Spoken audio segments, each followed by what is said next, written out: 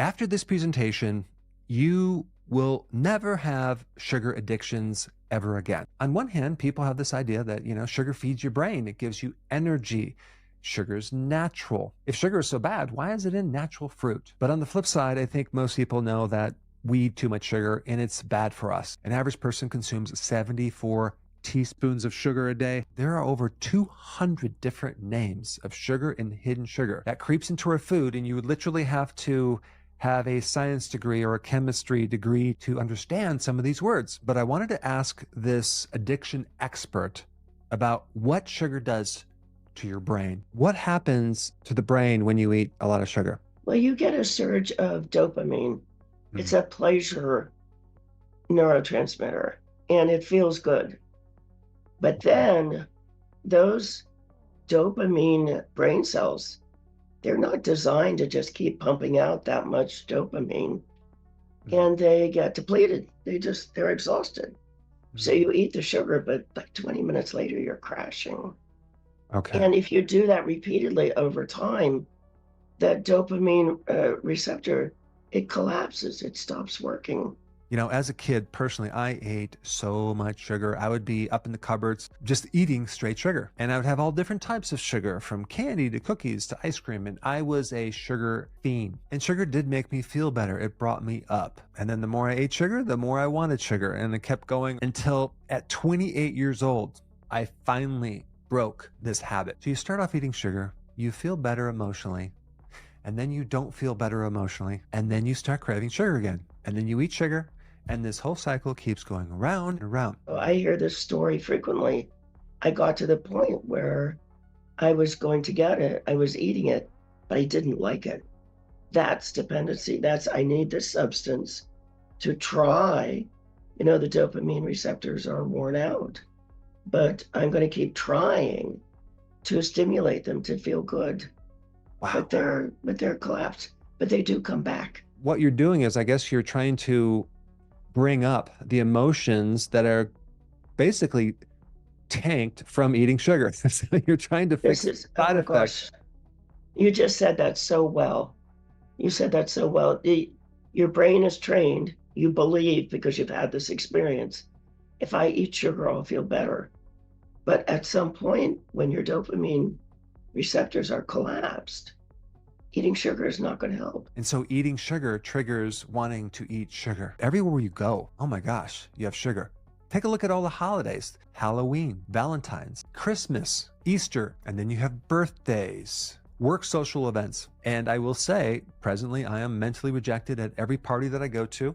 No one wants to talk to me because I'm like the person that doesn't drink any alcohol, doesn't eat any junk food, doesn't eat any sugar, won't take the cookie. I've been outcasted, but I still go and just kind of stand in the corner and watch everyone eating sugar. The good news is you can reverse this very, very easily. And even within 72 hours, that's 3 days, you can put yourself into a state of burning fat. It's called ketosis, whereas your physical body will not want sugar. I mean, you can use pure willpower saying, I'm not going to do it, but that doesn't usually work. You need to get rid of the cravings permanently. And to do that, you have to switch your fuel source.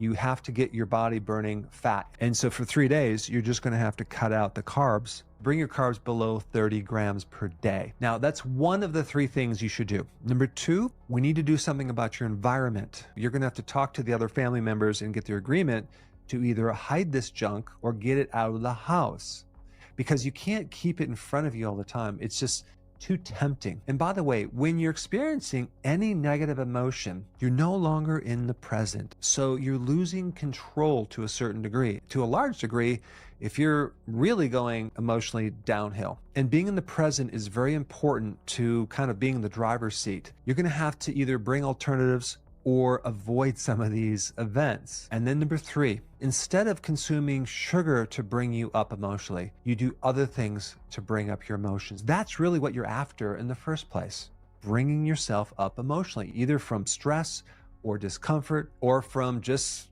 boredom. And these activities I'm going to share with you right now increase not just endorphins, which actually kind of make you feel better and it gives you a sense of relief, but also another hormone called oxytocin. Now, typically when people think oxytocin, they're thinking where a woman is breastfeeding and that she has a spike of oxytocin. It counters cortisol. It is also considered like what's called a love hormone because it increases when you're in love with someone and also when you're bonding with something. Some of the things I'm going to share will also increase dopamine without depleting the receptor of dopamine. Number one, exercise. Exercise brings you up. Then we get into dancing and music and laughter, long walks in a park, in nature.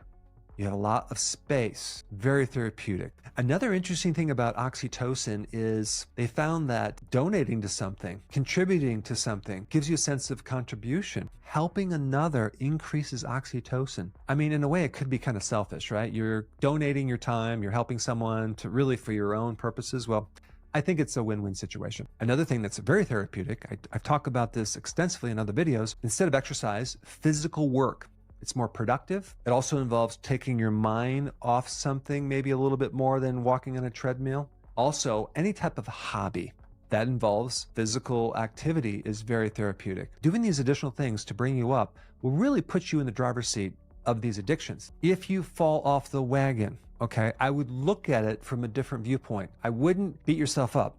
I would look at that from the viewpoint of, okay, I just did an experiment to see what would happen if I went off the program. Wow, that did not feel good. Personally, I had to fall off the wagon many times before I learned from my own mistakes. 93% of Americans have, over the age of 20, have a diagnosis, a diet-related diagnosis.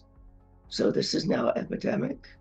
My research shows that most people have this, it's like a cravings disorder, that they have it so severely that they're sick from it, but they can't stop. And also, if you fall off the wagon and eat something that you probably shouldn't be eating, add some protein to it, add some fat to it to dilute the blood sugar spike and minimize the damage. Now, since we talked about diet, if you want the details on how to do it, I put that video up right here. Check it out. Before you go real quick, I have a course entitled How to Bulletproof Your Immune System. It's a free course. I want you to take it. And here's why. Here's you. Here is your environment. Everyone is focused on this over here, avoiding your environment. But what about here? What about strengthening your immune system? That's what's missing.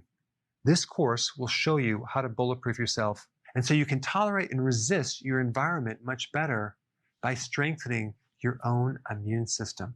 I put a link down in the description right down below. Check it out and get signed up today. So if you're enjoying this content, go ahead and share it with someone that could really benefit from it.